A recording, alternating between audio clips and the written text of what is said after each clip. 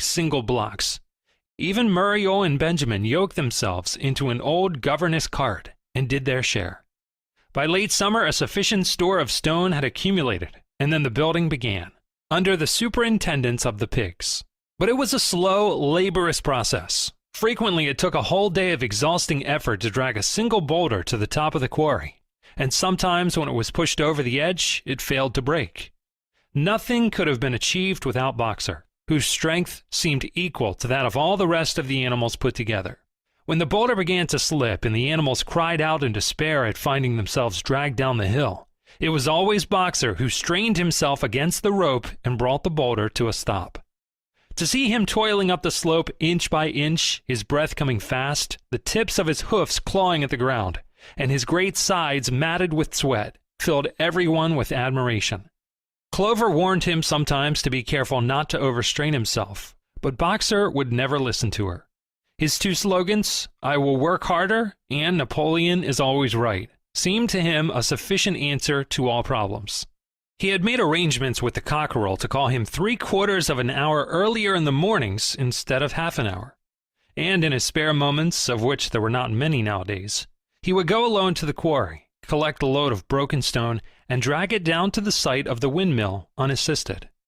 The animals were not badly off throughout that summer, in spite of the hardness of their work. If they had no more food than they had had in Jones's day, at least they did not have less. The advantage of only having to feed themselves and not having to support 5 extravagant human beings as well was so great that it would have taken a lot of failures to outweigh it. And in many ways, the animal method of doing things was more efficient and saved labor. Such jobs as weeding, for instance, could be done with a thoroughness impossible to human beings. And again, since no animal now stole, it was unnecessary to fence off pasture from arable land, which saved a lot of labor on the upkeep of hedges and gates. Nevertheless, as the summer wore on, various unforeseen shortages began to make themselves felt. There was need of paraffin oil, nails, string, dog biscuits, and iron for the horses' shoes, none of which could be produced on the farm.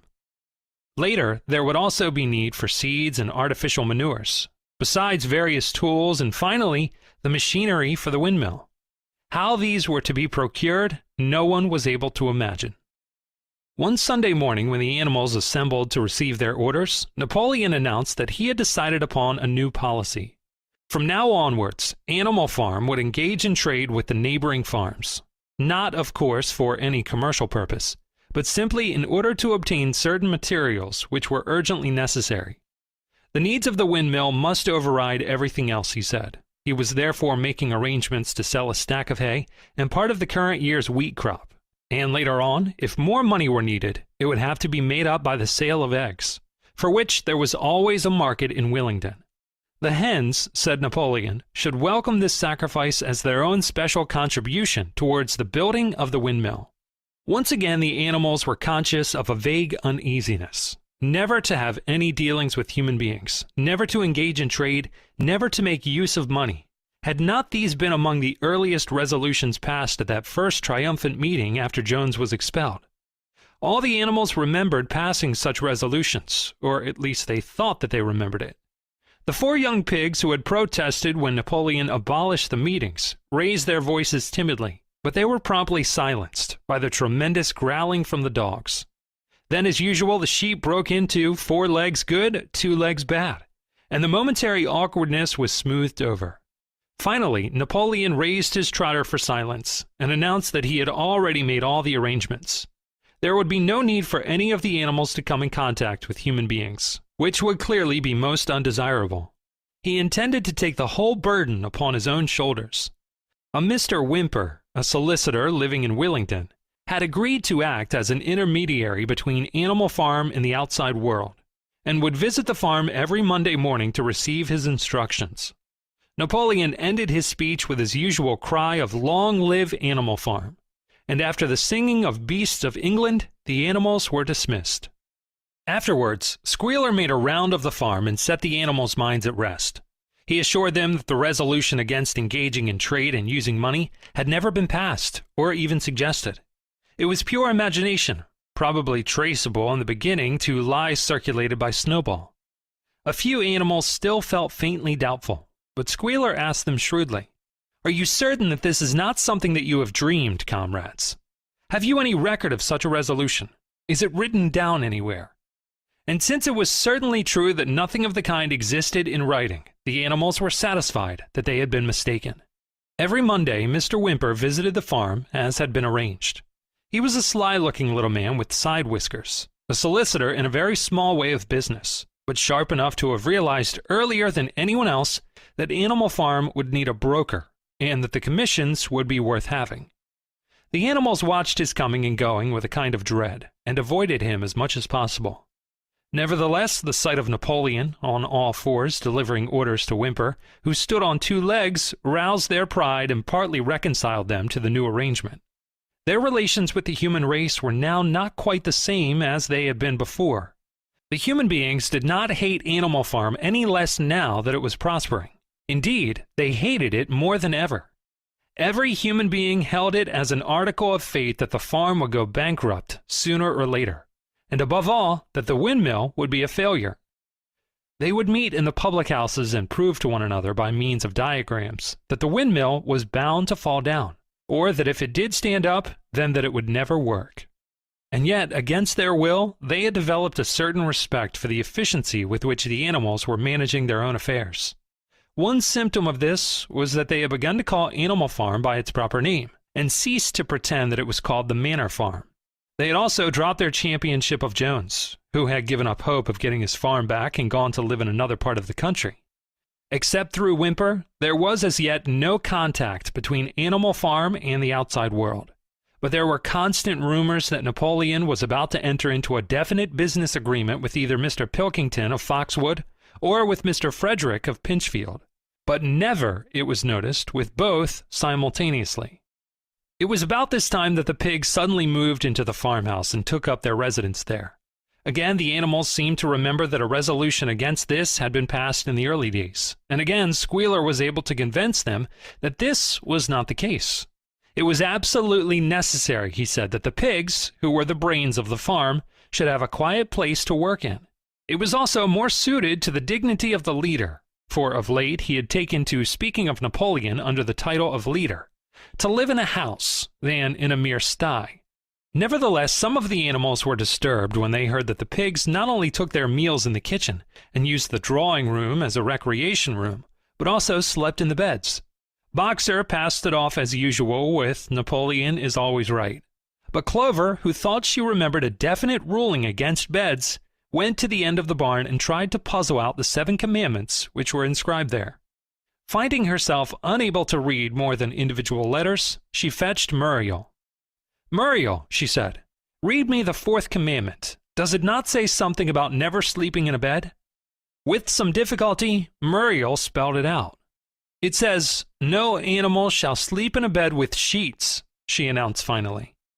Curiously enough, Clover had not remembered that the 4th commandment mentioned sheets, but as it was there on the wall, it must have done so. And Squealer, who happened to be passing at this moment, attended by 2 or 3 dogs, was able to put the whole matter in its proper perspective.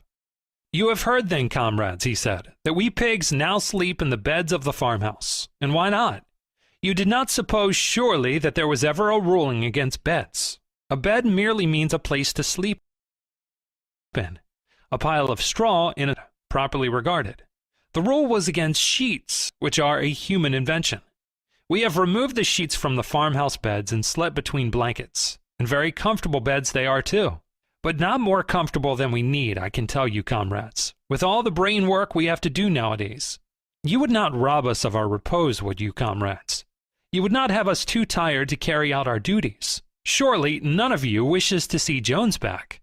The animals reassured him on this point immediately, and no more was said about the pigs sleeping in the farmhouse beds. And when, some days afterwards, it was announced that from now on the pigs would get up an hour later in the mornings than the other animals, no complaint was made about that either.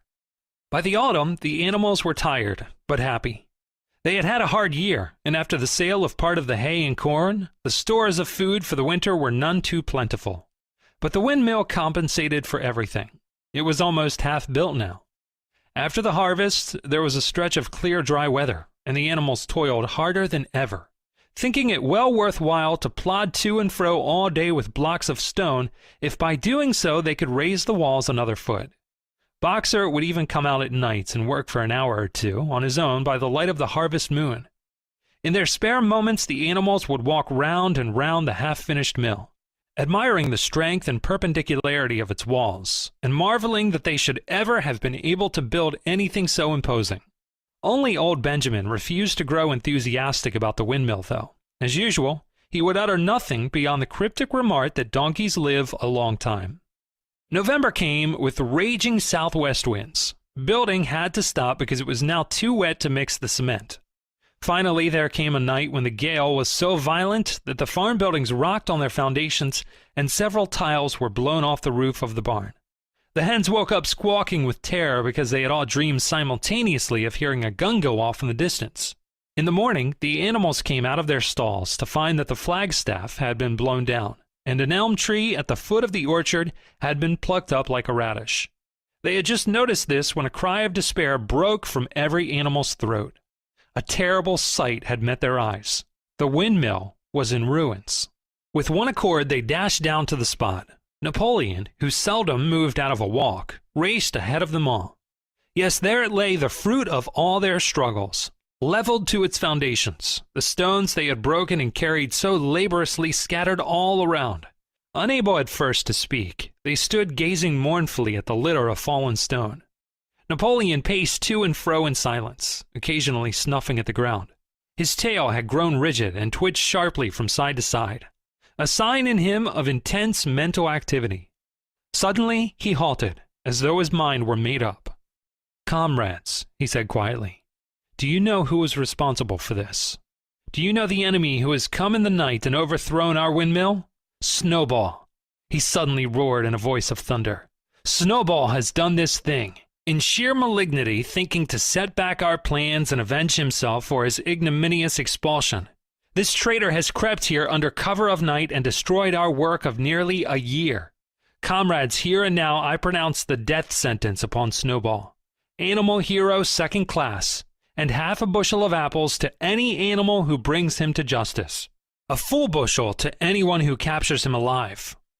The animals were shocked beyond measure to learn that even Snowball could be guilty of such an action. There was a cry of indignation, and everyone began thinking out ways of catching Snowball if he should ever come back.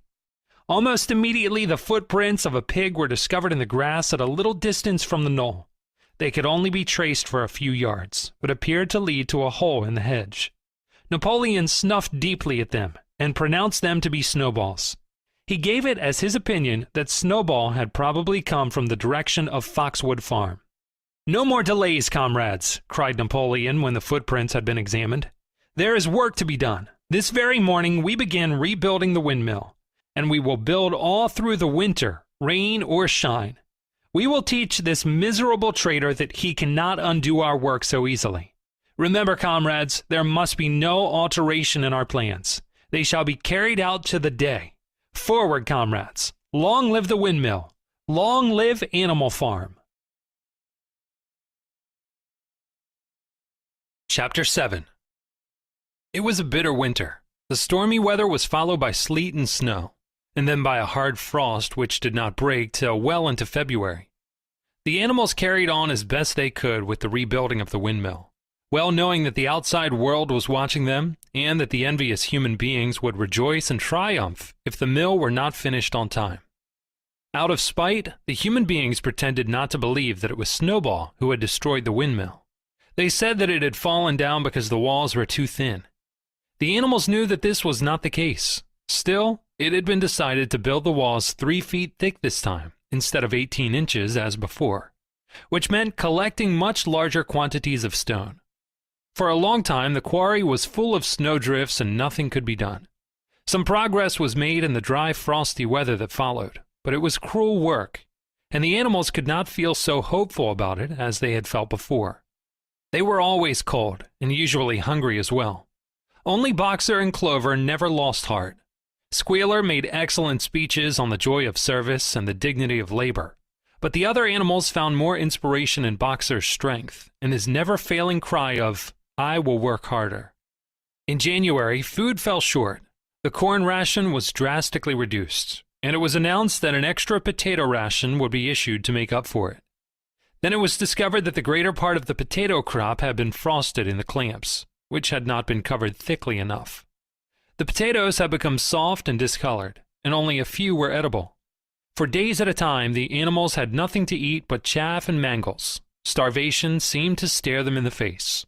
It was vitally necessary to conceal this fact from the outside world. Emboldened by the collapse of the windmill, the human beings were inventing fresh lies about Animal Farm. Once again, it was being put about that all the animals were dying of famine and disease, and that they were continually fighting among themselves and had resorted to cannibalism and infanticide. Napoleon was well aware of the bad results that might follow if the real facts of the food situation were known, and he decided to make use of Mr. Whymper to spread a contrary impression. Hitherto the animals had had little or no contact with Whymper on his weekly visits. Now, however, a few selected animals, mostly sheep, were instructed to remark casually in his hearing that rations had been increased. In addition, Napoleon ordered the almost empty bins in the store shed to be filled nearly to the brim with sand, which was then covered up with what remained of the grain and meal. On some suitable pretext, Whymper was led through the store shed and allowed to catch a glimpse of the bins. He was deceived and continued to report to the outside world that there was no food shortage on Animal Farm. Nevertheless, towards the end of January, it became obvious that it would be necessary to procure some more grain from somewhere. In these days, Napoleon rarely appeared in public, but spent all his time in the farmhouse, which was guarded at each door by fierce-looking dogs.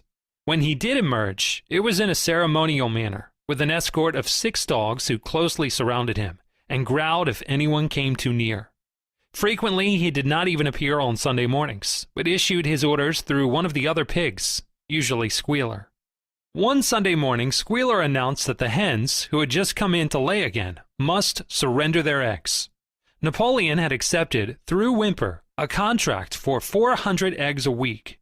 The price of these would pay for enough grain and meal to keep the farm going till summer came on and conditions were easier. When the hens heard this, they raised a terrible outcry. They had been warned earlier that this sacrifice might be necessary, but had not believed that it would really happen. They were just getting their clutches ready for the spring sitting, and they protested that to take the eggs away now was murder. For the first time since the expulsion of Jones, there was something resembling a rebellion. Led by 3 young black Minorca pullets, the hens made a determined effort to thwart Napoleon's wishes. Their method was to fly up to the rafters and there lay their eggs, which smashed to pieces on the floor. Napoleon acted swiftly and ruthlessly. He ordered the hens' rations to be stopped and decreed that any animal giving so much as a grain of corn to a hen should be punished by death. The dogs saw to it that these orders were carried out. For 5 days the hens held out. Then they capitulated and went back to their nesting boxes.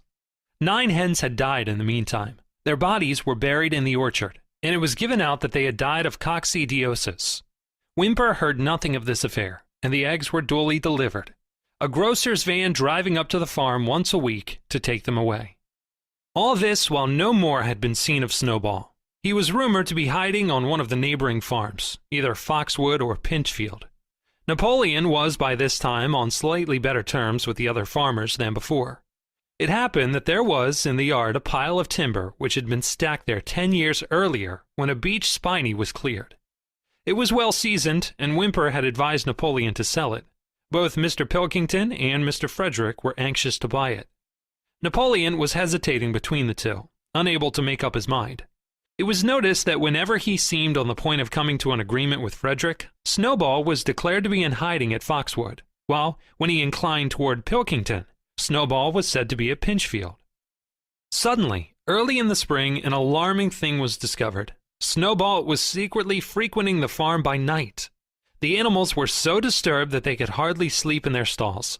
Every night it was said he came creeping in under cover of darkness and performed all kinds of mischief.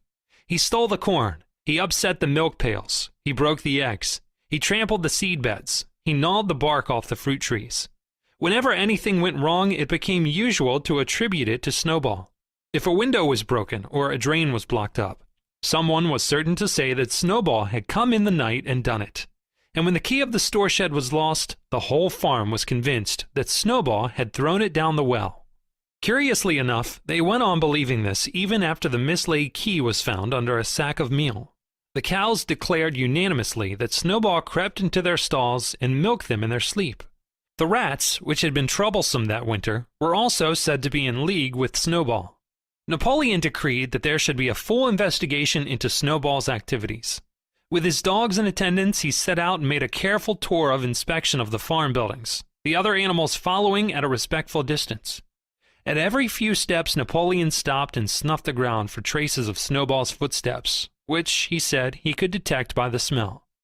He snuffed in every corner, in the barn, in the cowshed, in the hen house, in the vegetable garden, and found traces of Snowball almost everywhere. He would put his snout to the ground, give several deep sniffs, and exclaim in a terrible voice, "Snowball has been here. I can smell him distinctly." And at the word Snowball, all the dogs let out blood-curdling growls and showed their side teeth. The animals were thoroughly frightened. It seemed to them as though Snowball were some kind of invisible influence, pervading the air about them and menacing them with all kinds of dangers. In the evening, Squealer called them together, and, with an alarmed expression on his face, told them that he had some serious news to report. "Comrades," cried Squealer, making little nervous skips, "a most terrible thing has been discovered. Snowball has sold himself to Frederick of Pinchfield Farm, who is even now plotting to attack us and take our farm away from us. Snowball is to act as his guide when the attack begins, but there is worse than that. We had thought that Snowball's rebellion was caused simply by his vanity and ambition, but we were wrong, comrades. Do you know what the real reason was? Snowball was in league with Jones from the very start. He was Jones's secret agent all the time. It has all been proved by documents which he left behind him, and which we have only just discovered. To my mind, this explains a great deal, comrades. Did we not see for ourselves how he attempted, fortunately without success, to get us defeated and destroyed at the Battle of Cowshed? The animals were stupefied. This was a wickedness far outdoing Snowball's destruction of the windmill, but it was some minutes before they could fully take it in. They all remembered, or thought they remembered, how they had seen Snowball charging ahead of them at the Battle of the Cowshed, how he had rallied and encouraged them at every turn, and how he had not paused for an instant, even when the pellets from Jones's gun had wounded his back. At first, it was a little difficult to see how this fitted in with his being on Jones's side. Even Boxer, who seldom asked questions, was puzzled. He laid down, tucked his four hoofs beneath him, shut his eyes, and with a hard effort managed to formulate his thoughts. "I do not believe that," he said. "Snowball fought bravely at the Battle of the Cowshed. I saw him myself. Did we not give him Animal Hero First Class immediately afterwards? That was our mistake, comrade, for we know now, it is all written down in the secret documents that we have found, that in reality he was trying to lure us to our doom." "But he was wounded," said Boxer. "We all saw him running with blood." "That was part of the arrangement," cried Squealer. "Jones's shot only grazed him. I could show you this in his own writing, if you were able to read it. The plot was for Snowball, at the critical moment, to give the signal for flight and leave the field to the enemy. And he very nearly succeeded. I will even say, comrades, he would have succeeded, if it had not been for our heroic leader, Comrade Napoleon. Do you not remember how just at the moment when Jones and his men had got inside the yard, Snowball suddenly turned and fled and many animals followed him?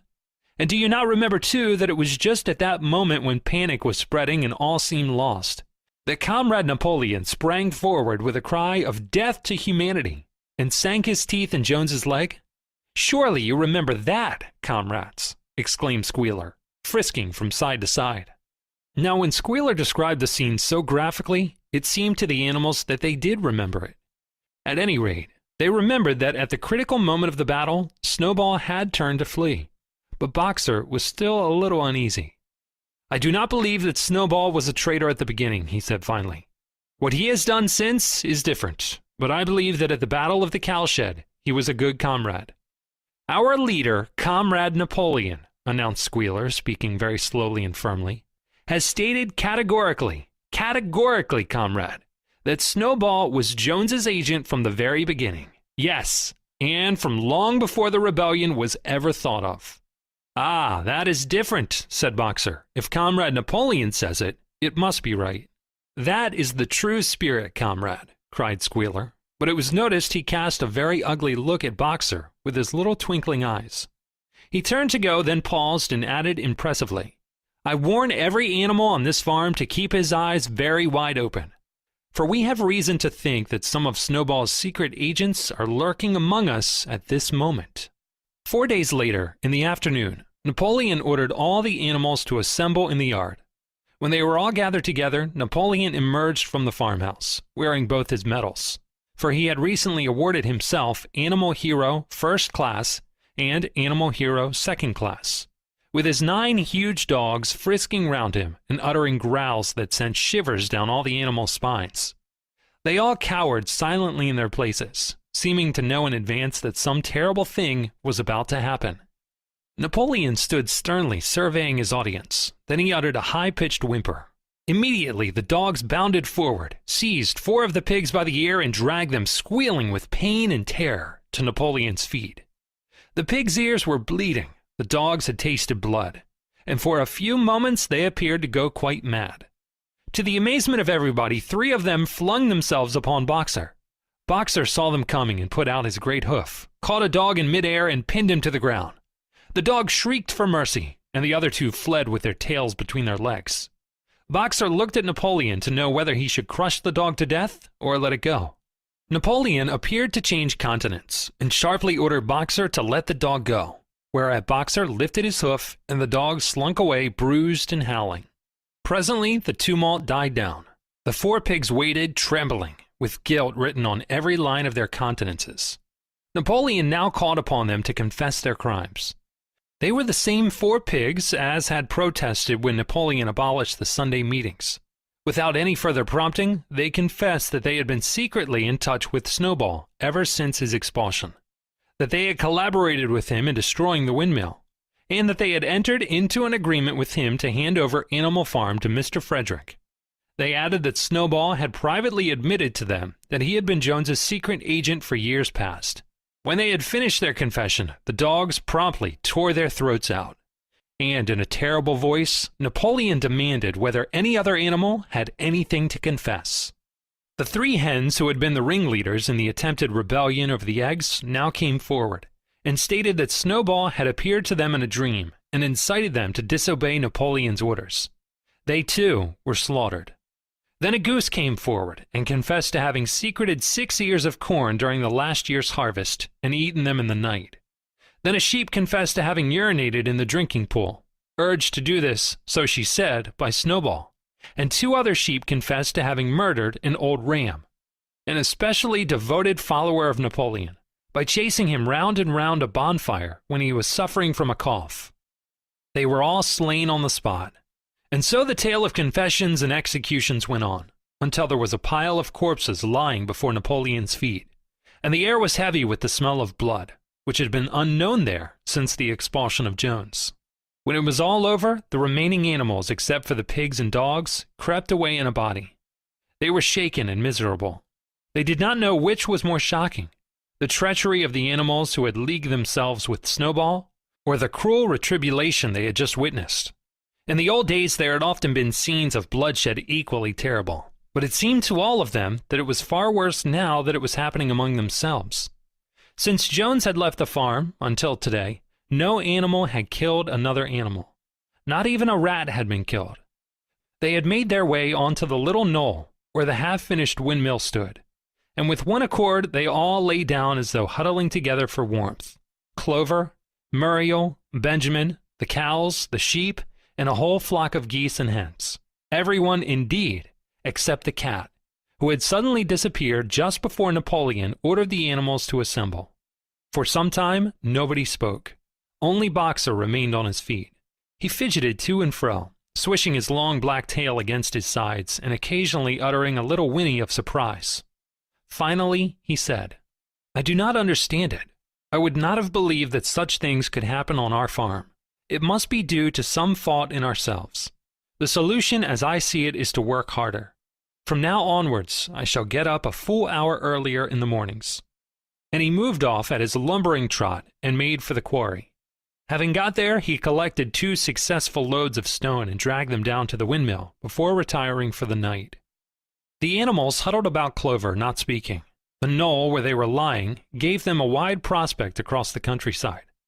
Most of Animal Farm was within their view, the long pasture stretching down to the main road, the hayfield, the spinney, the drinking pool, the plowed fields where the young wheat was thick and green, and the red roofs of the farm buildings, with the smoke curling from the chimneys. It was a clear spring evening. The grass and the bursting hedges were gilded by the level rays of the sun. Never had the farm, and with a kind of surprise they remembered that it was their own farm, every inch of it their own property, appeared to the animals so desirable a place. As Clover looked down the hillside, her eyes filled with tears. If she could have spoken her thoughts, it would have been to say that this was not what they had aimed at when they had set themselves years ago to work for the overthrow of the human race.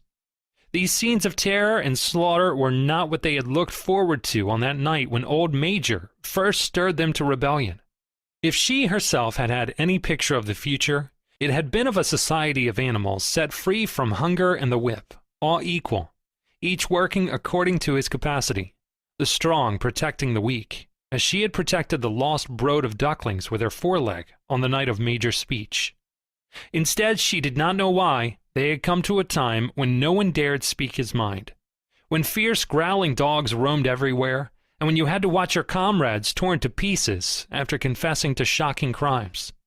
There was no thought of rebellion or disobedience in her mind.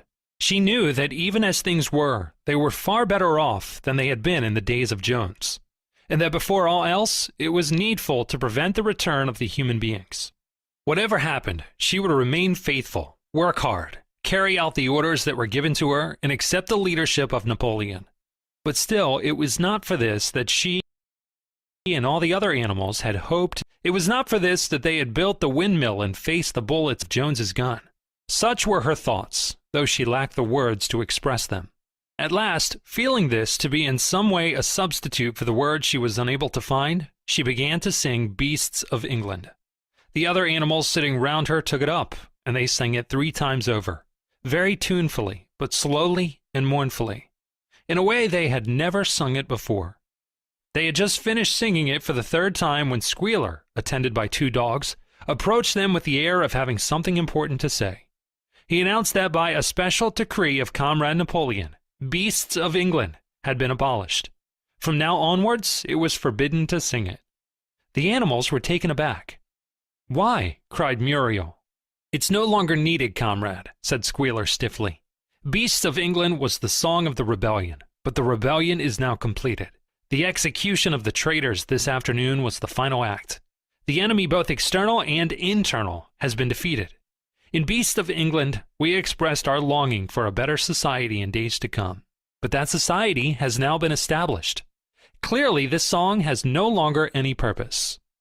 Frightened though they were, some of the animals might possibly have protested, but at this moment the sheep set up their usual bleating of 4 legs good, 2 legs bad, which went on for several minutes and put an end to the discussion. So Beasts of England was heard no more. In its place, Minimus the poet had composed another song which began, Animal Farm, never through me shalt thou come to harm. And this was sung every Sunday morning after the hoisting of the flag. But somehow, neither the words nor the tune ever seemed to the animals to come up to Beasts of England. Chapter 8. A few days later, when the terror caused by the executions had died down, some of the animals remembered, or thought they remembered, that the 6th commandment decreed, "No animal shall kill any other animal." And though no one cared to mention it in the hearing of the pigs or the dogs, it was felt that the killings which had taken place did not square with this. Clover asked Benjamin to read her the 6th commandment, and when Benjamin, as usual, said that he refused to meddle in such matters, she fetched Muriel. Muriel read the commandment for her. It ran, "No animal shall kill any other animal without cause." Somehow or other, the last 2 words had slipped out of the animals' memory. But they saw now that the commandment had not been violated, for clearly there was good reason for killing the traitors, who had leagued themselves with Snowball. Throughout the year, the animals worked even harder than they had worked in the previous year. To rebuild the windmill with walls twice as thick as before, and to finish it by the appointed date, together with the regular work of the farm, was a tremendous labor. There were times when it seemed to the animals that they had worked longer hours and fed no better than they had done in Jones's day. On Sunday mornings, Squealer, holding down a long strip of paper with his trotter, would read out to them lists of figures proving that the production of every class of foodstuff had increased by 200%, 300%, or 500%, as the case might be. The animals saw no reason to disbelieve him, especially as they could no longer remember very clearly what conditions had been like before the rebellion. All the same, there were days when they felt that they would sooner have had less figures and more food. All orders were now issued through Squealer, or one of the other pigs. Napoleon himself was not seen in public as often as once in a fortnight. When he did appear, he was attended not only by his retinue of dogs, but by a black cockerel who marched in front of him and acted as a kind of trumpeter, letting out a loud cock-a-doodle-doo before Napoleon spoke. Even in the farmhouse, it was said, Napoleon inhabited separate apartments from the others. He took his meals alone, with 2 dogs to wait upon him, and always ate from the Crown Derby dinner service, which had been in the glass cupboard in the drawing room.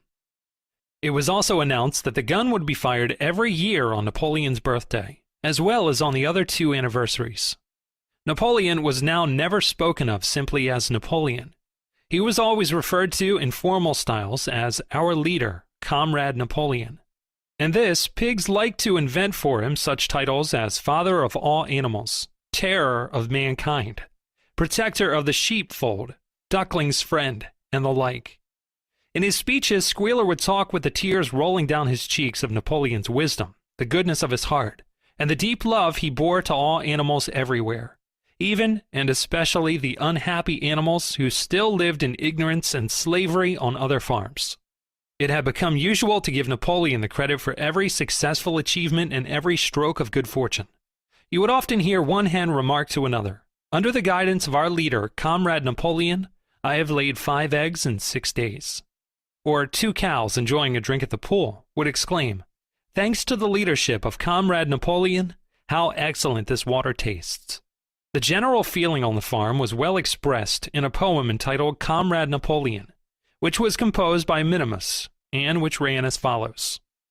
Friend of the fatherless, fountain of happiness, Lord of the swill bucket, oh, how my soul is on fire when I gaze at thy calm and commanding eye, like the sun in the sky, Comrade Napoleon. Thou art the giver of all that thy creatures love. Full belly twice a day, clean straw to roll upon. Every beast, great or small, sleeps at peace in his stall. Thou watchest over all, Comrade Napoleon. Had I a sucking pig, ere he had grown as big, even as a pint bottle or as a rolling pin, he should have learned to be faithful and true to thee. Yes, his first squeak should be, Comrade Napoleon. Napoleon approved of this poem and caused it to be inscribed on the wall of the big barn, at the opposite end from the 7 Commandments. It was surmounted by a portrait of Napoleon, in profile, executed by Squealer in white paint. Meanwhile, through the agency of Whymper, Napoleon was engaged in complicated negotiations with Frederick and Pilkington. The pile of timber was still unsold. Of the 2, Frederick was the more anxious to get hold of it, but he would not offer a reasonable price. At the same time, there were renewed rumors that Frederick and his men were plotting to attack Animal Farm and to destroy the windmill, the building of which had aroused furious jealousy in him. Snowball was known to be still skulking on Pinchfield Farm. In the middle of the summer, the animals were alarmed to hear that 3 hens had come forward and confessed that, inspired by Snowball, they had entered into a plot to murder Napoleon. They were executed immediately, and fresh precautions for Napoleon's safety were taken. 4 dogs guarded his bed at night, 1 at each corner, and a young pig named Pink Eye was given the task of tasting all his food before he ate it, lest it should be poisoned. At about the same time, it was given out that Napoleon had arranged to sell the pile of timber to Mr. Pilkington. He was also going to enter into a regular agreement for the exchange of certain products between Animal Farm and Foxwood. The relations between Napoleon and Pilkington, though they were only conducted through Whymper, were now almost friendly. The animals distrusted Pilkington as a human being, but greatly preferred him to Frederick, whom they both feared and hated. As the summer wore on and the windmill neared completion, the rumors of an impending treacherous attack grew stronger and stronger. Frederick, it was said, intended to bring against them 20 men all armed with guns, and he had already bribed the magistrates and police, so that if he could once get hold of the title deeds of Animal Farm, they would ask no questions. Moreover, terrible stories were leaking out from Pinchfield about the cruelties that Frederick practiced upon his animals. He had flogged an old horse to death. He starved his cows. He had killed a dog by throwing it into the furnace. He amused himself in the evenings by making cocks fight with splinters of razor blade tied to their spurs. The animals' blood boiled with rage when they heard of these things being done to their comrades, and sometimes they clamored to be allowed to go out in a body and attack Pinchfield Farm, drive out the humans, and set the animals free. But Squealer counseled them to avoid rash actions and trust in Comrade Napoleon's strategy. Nevertheless, feeling against Frederick continued to run high. One Sunday morning, Napoleon appeared in the barn and explained that he had never at any time contemplated selling the pile of timber to Frederick. He considered it beneath his dignity, he said, to have dealings with scoundrels of that description. The pigeons who were still sent out to spread tidings of the rebellion were forbidden to set foot anywhere on Foxwood, and were also ordered to drop their former slogan of death to humanity in favor of death to Frederick. In the late summer, yet another of Snowball's machinations was laid bare. The wheat crop was full of weeds, and it was discovered that on one of his nocturnal visits, Snowball had mixed weed seeds with the seed corn. A gander, who had been privy to the plot, had confessed his guilt to Squealer, and immediately committed suicide by swallowing deadly nightshade berries. The animals now also learned that Snowball had never, as many of them had believed hitherto, received the order of Animal Hero First Class. This was merely a legend which had been spread some time after the Battle of the Cowshed by Snowball himself. So far from being decorated, he had been censored for showing cowardice in the battle. Once again, some of the animals heard this with a certain bewilderment, but Squealer was soon able to convince them that their memories had been at fault. In the autumn, by a tremendous, exhausting effort, for the harvest had to be gathered at almost the same time, the windmill was finished. The machinery had still to be installed, and Whymper was negotiating the purchase of it, but the structure was completed. In the teeth of every difficulty, in spite of inexperience, of primitive implements, of bad luck, and of Snowball's treachery, the work had been finished, punctually to the very day.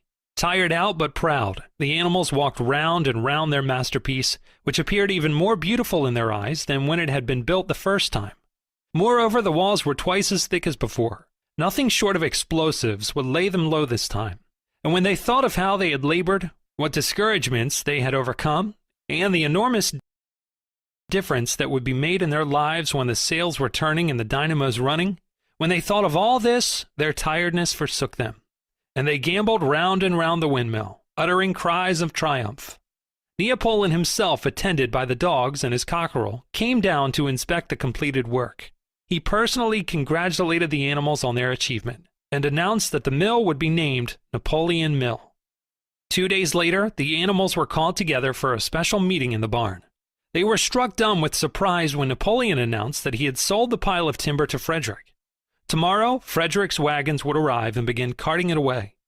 Throughout the whole period of his seeming friendship with Pilkington, Napoleon had really been in secret agreement with Frederick. All relations with Foxwood had been broken off. Insulting messages had been sent to Pilkington. The pigeons had been told to avoid Pinchfield Farm and to alter their slogan from death to Frederick to death to Pilkington. At the same time, Napoleon assured the animals that the stories of an impending attack on Animal Farm were completely untrue, and that the tales about Frederick's cruelty to his own animals had been greatly exaggerated. All these rumors had probably originated with Snowball and his agents. It now appeared that Snowball was not, after all, hiding on Pinchfield Farm, and in fact had never been there in his life. He was living in considerable luxury, so it was said, at Foxwood, and had in reality been a pensioner of Pilkington for years past. The pigs were in ecstasies over Napoleon's cunning. By seeming to be friendly with Pilkington, he had forced Frederick to raise his price by 12 pounds. But the superior quality of Napoleon's mind, said Squealer, was shown in the fact that he trusted nobody, not even Frederick. Frederick had wanted to pay for the timber with something called a check, which, it seemed, was a piece of paper, with a promise to pay written upon it. But Napoleon was too clever for him. He had demanded payment in real 5-pound notes, which were to be handed over before the timber was removed. Already Frederick had paid up, and the sum he had paid was just enough to buy the machinery for the windmill. Meanwhile, the timber was being carted away at high speed. When it was all gone, another special meeting was held in the barn for the animals to inspect Frederick's banknotes. Smiling beatifically and wearing both his decorations, Napoleon reposed on a bed of straw on the platform, with money at his side, neatly piled on a china dish from the farmhouse kitchen. The animals filed slowly past, and each gazed his fill. And Boxer put out his nose to sniff at the banknotes, and the flimsy white things stirred and rustled in his breath. 3 days later, there was a terrible hullabaloo. Whymper, his face deadly pale, came racing up the path on his bicycle, flung it down in the yard, and rushed straight into the farmhouse. The next moment, a choking roar of rage sounded from Napoleon's apartments. The news of what had happened sped round the farm like wildfire. The banknotes were forgeries. Frederick had got the timber for nothing. Napoleon called the animals together immediately, and in a terrible voice pronounced the death sentence upon Frederick. When captured, he said, Frederick should be boiled alive. At the same time, he warned them that after this treacherous deed, the worst was to be expected. Frederick and his men might make their long-expected attack at any moment. Sentinels were placed at all the approaches to the farm. In addition, 4 pigeons were sent to Foxwood with a conciliatory message, which it was hoped might re-establish good relations with Pilkington. The very next morning, the attack came. The animals were at breakfast when the lookouts came racing in with the news that Frederick and his followers had already come through the 5-bar gate. Boldly enough, the animals sallied forth to meet them, but this time they did not have the easy victory that they had had in the Battle of the Cowshed. There were 15 men with half a dozen guns between them, and they opened fire as soon as they got within 50 yards. The animals could not face the terrible explosions and the stinging pellets, and in spite of the efforts of Napoleon and Boxer to rally them, they were soon driven back. A number of them were already wounded. They took refuge in the farm buildings and peeped cautiously out from kinks and knotholes. The whole of the big pasture, including the windmill, was in the hands of the enemy. For the moment, even Napoleon seemed at a loss. He paced up and down without a word, his tail rigid and twitching. Wistful glances were sent in the direction of Foxwood.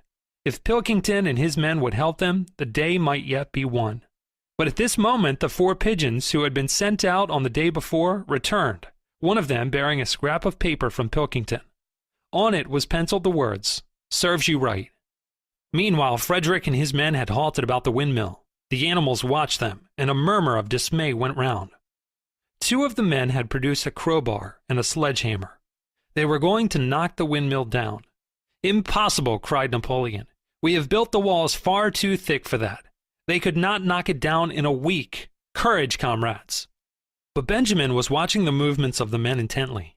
The 2 with the hammer and the crowbar were drilling a hole near the base of the windmill. Slowly, and with an air almost of amusement, Benjamin nodded his long muzzle. "I thought so," he said. "Do you not see what they are doing? In another moment they are going to pack blasting powder into that hole." Terrified, the animals waited. It was impossible now to venture out of the shelter of the building. After a few minutes, the men were seen to be running in all directions. Then there was a deafening roar. The pigeons swirled into the air, and all the animals except Napoleon flung themselves flat on their bellies and hid their faces. When they got up again, a heap of black smoke was hanging where the windmill had been. Slowly, the breeze drifted it away.